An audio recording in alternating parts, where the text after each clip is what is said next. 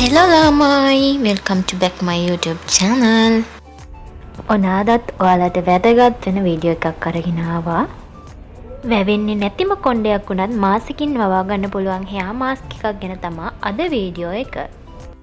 ගොඩක් දවසකින් natural treatment එකක් අරන් එන්න බැරි වුණ නිසා අලුත් භීෂණයක් අරගෙන ආවා. මේක හදාගන්න හරිම පහසු hair mask එකක්. ගෙදර තියෙන දේවල් තුනකින් වවන්න හරිම අමාරු කොණ්ඩයක් වුණත් මාසයක් ඇතුලේ සැලකිය යුතු ප්‍රමාණයක් වවා ගන්න මේ මාස්ක් එකෙන් අපිට පුළුවන්.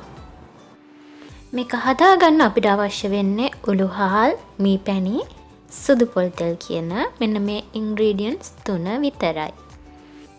අපි දැන් බලමු hair mask එක හදාගන්නේ කොහොමද කියලා.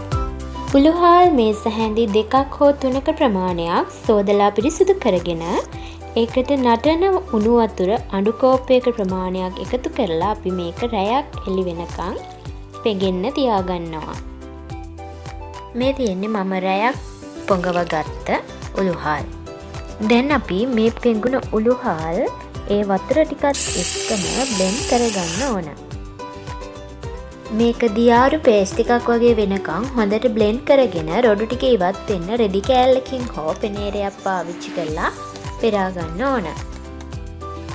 ඊළඟට මේ පේස්ට් එකට මී පැණි මේස හැඳි එකක් සහ පොල් තෙල් මේස හැඳි එකක් එකතු කරලා හොඳින් කලවම් කරගන්න.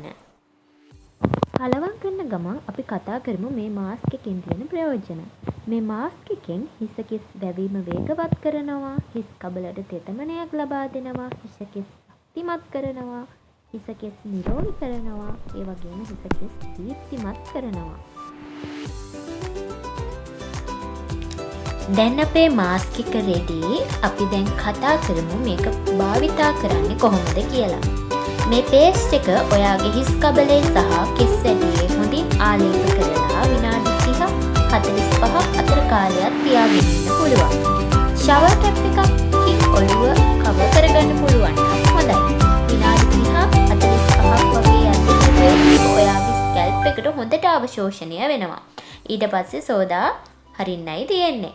සතියේ දවස් 3ක් හෝ 4ක් පාවිච්චි කරන්න. උළුහාල් සීතලයි. ඒ නිසා සෙම, පීනස වගේ තියන අය ඒ ගැන සැලකිලිමත් වෙන්න. ඔයාලත් මේ hair mask එක try කරන්න. ගාලා බලලා රිසල්ට් කියන්නත් අමතක කරන්න එපා. ආයෙත් මේ වගේ වීඩියෝ එකක් අරන් එනකම් ඔයාලා පරිස්සමෙන් ඉන්න. ආයෙත්